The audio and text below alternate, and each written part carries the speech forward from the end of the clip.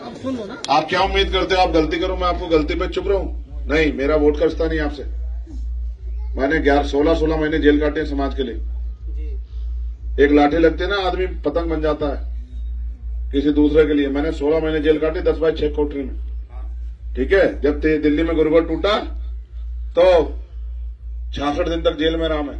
250 लाठियां गई मैंने एनआरसी के आंदोलन में, जब कोई मुसलमानों के साथ खड़ा होने को तैयार नहीं था। जब पहलवान बेटियों की इज्जत की बात आई तो मैंने जाके वहां लड़ाई लड़ी। जब 2 अप्रैल का आंदोलन आया मैंने 8 दिन भूख हड़ताल की। जब भी किसी बहन बेटी पर अन्याय अत्याचार हुआ, चाहे 69 शिक्षक भर्ती का मामला हो, जिसने गोली भी खा ली है वो क्या किसी को धोखा देगा? मैं कोई नशेड़ी थोड़ा है कि कुछ ही कह दूं किसी को। मैं तो पढ़ा लिखा वकील हूं, मेरे पास बहुत अवसर है। मैं भी आराम से घर में पढ़ के मैं गला क्यों खराब कर रहा हूं? घर में पढ़ के आराम से सुख सुविधा की राजनीति कर सकता हूं, लेकिन मैं सड़कों पर रात को 3-3 बजे धूल इसलिए फाँक रहा हूं क्योंकि आपके सुनने वाला कोई नहीं। चुनाव के बाद आपकी तरफ पलट के देखने वाला कोई नहीं। आप मरो या जियो, भूखे रहो, प्यासे रहो, फटे कपड़ों में रहो या गंदा पानी पियो, आपको किसी को कोई मतलब नहीं, किसी को फर्क नहीं पड़ता। यहां इस देश में अमीरों कुत्ते भी बढ़िया गाड़ी में घूमते हैं। मालिक जो है उनको बढ़िया दूध पिलाता है, बढ़िया ब्रेड खिलाता है, बढ़िया बिस्कुट खिलाता है। बीमार हो जाते हैं अच्छे डॉक्टर के यहां ले जाता है। गर्मी लगती है तो एसी में रखता है, सर्दी लगती है तो हीटर लगाता है। आपके लिए कोई कुछ करता है क्या? आपको लोग जानवर से भी कम आंकते हैं। ये मेरे दिल में दर्द उठा हुआ है और बीमार भी आजाद समाज पार्टी के लोगों में जो आपके आंसू नहीं देख पा रहे हैं, इसलिए गली गली घूम घूम के समाज को जागरूक कर रहे हैं। बाबा साहब ने अगर ये प्रयास ना किया होता तो आज कुर्सी बैठ जाते क्या?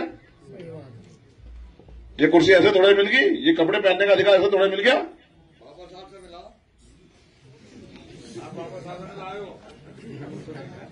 तो बाबा साहब ने नहीं कहा कभी कि खूब शराब पियो और समाज में बैठ के अपना अपमान करो।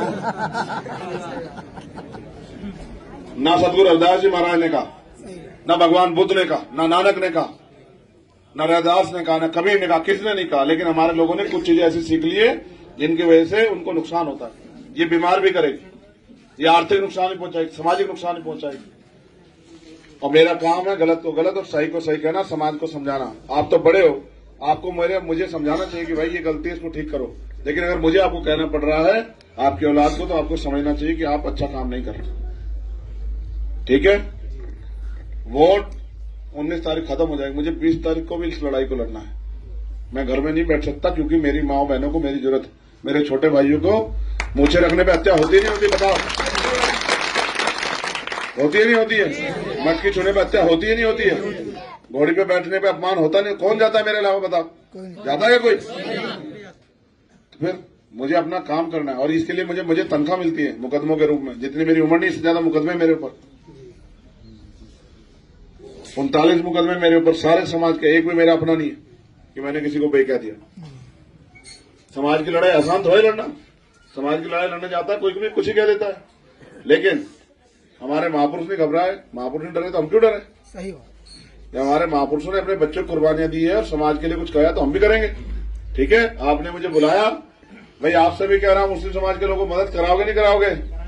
पक्का? मैं आपको भी कह रहा हूं, जब चंद्रशेखर हाथ पकड़ता छोड़ता नहीं है। कोई ऐसी लड़ाई नहीं जिसमें मैंने आपका साथ न दिया।